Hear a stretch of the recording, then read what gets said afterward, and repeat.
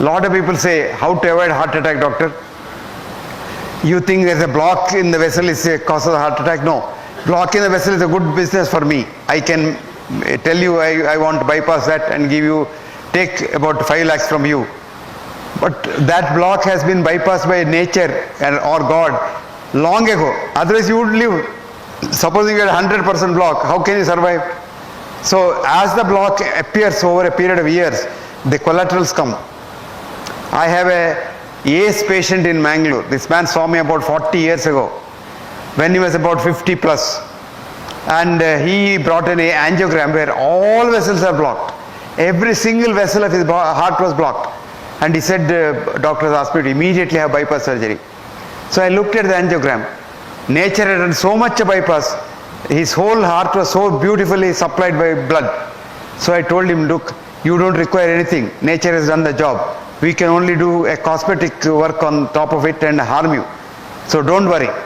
But his children were all in America. So they thought, this village doctor doesn't know. So they took their father to America. They went to Mayo Clinic and showed their angiogram. That Mayo Clinic doctor said, send your father back home. Ask him to have a peg of whiskey every night and enjoy life. He will not die. Don't touch him. And that man is alive now, 94. And you can see him today, 94, ramrod straight. He had 3 cancers after that in the last 40 years. Survived all the cancers also. And this is a very quick man. If you read Mangalore newspapers, this man has now taken the voluntary job of chief traffic warden. Early morning at 9 o'clock, he's about 6 feet 4 inches height. He'll put on that police dress and come and stand in Hampalkatta and direct traffic. At the age of 94. And he's so fit and healthy. Why is he healthy? He has a healthy mind. I always say, mind your mind, your heart will be fine. If you don't mind your mind and fill the mind with hatred, jealousy, greed, ego, depression, etc., you will die of a heart attack very soon. The cause of a heart attack is not the block, but a bad mind. It's a bad mind that attracts a clot, and that clot kills.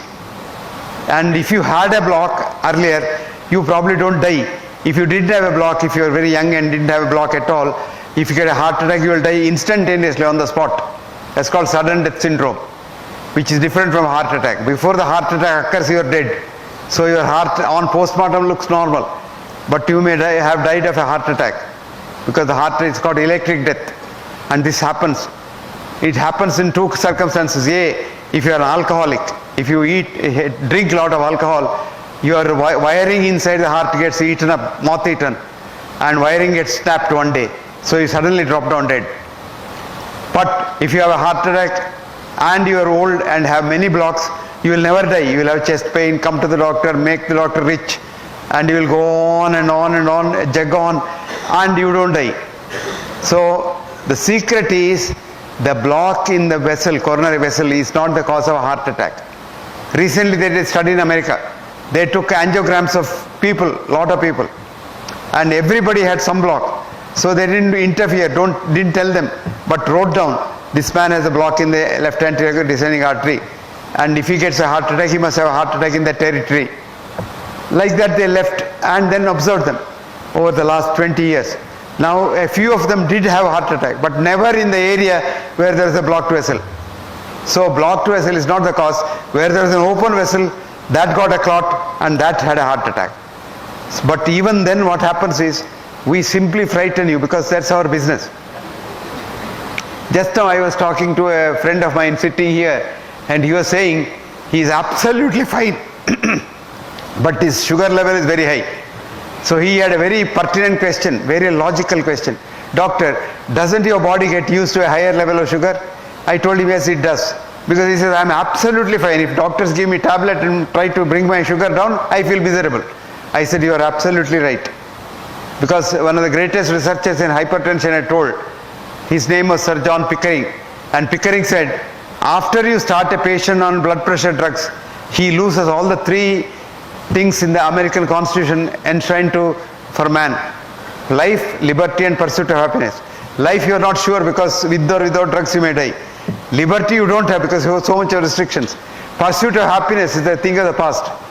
So If you take drugs, you become an ass.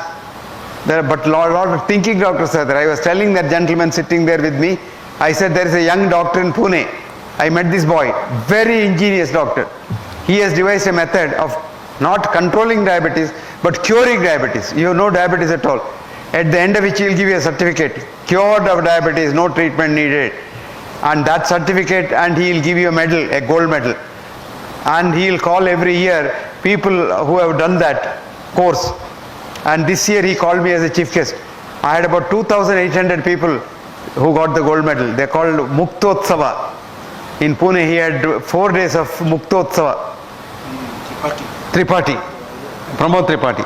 Actually, one of the participants this year who got the gold medal from me was our former Home Minister, Sushil Kumar Shinde. And Shinde told me, sir, with about 20 units of insulin 3 times a day and 3 tablets, my sugar used to be, average used to be 240. With this boy's treatment, it has never gone beyond 110. And I'm very happy and healthy now. So this is what is possible. But unfortunately, commercial medicine is different from real scientific medicine. And if you want to know the scientific medicine, it's very easy to live a healthy life. Healthy life, if you want to live, have a healthy mind. And the word that kills you is that arrogance. Do you know who I am? I'm a high court judge. That I starts the illness. When once you say we, it starts wellness. All that you do is convert that I into we. That's all, as simple as that. So the things that kill you are the negative feelings in your mind. The things that keep you healthy are positive feelings for others. If you want to be healthy and happy, make others healthy and happy. I always tell my students, each one, at least reach one life so that he is made happy. And a lot of people go in search of happiness. I'll be happy when I get my daughter married. I'll be happy when I become the Chief Justice of India. I'll be happy when I become the Prime Minister of India. You will never be happy. If you are happy today, you will be happy all your life. So happiness is a journey. Happiness is not a goal. And what is a simple formula for happiness? Tell me. Catch hold of a man who is unhappy, make him happy.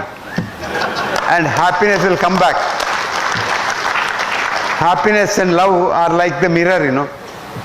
Christina, an American poet, has wrote, if love is what you give away, love is what comes back each day.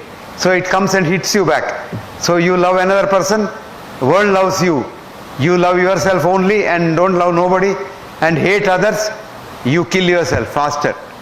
So friends, convert yourself, illness to we, wellness. You will all be very healthy. Then a lot of people think, oh, if I eat this, I'll be healthy. If I run a mile every day, I'll be healthy. If I run marathon now and then, I'll be healthy. All not correct. You are healthy if your mind is healthy. You don't have to even run nothing of the sort. You can eat anything as long as you don't eat when you are not hungry, you are fine. If you don't eat too much and become obese, you are fine. Eat what you like.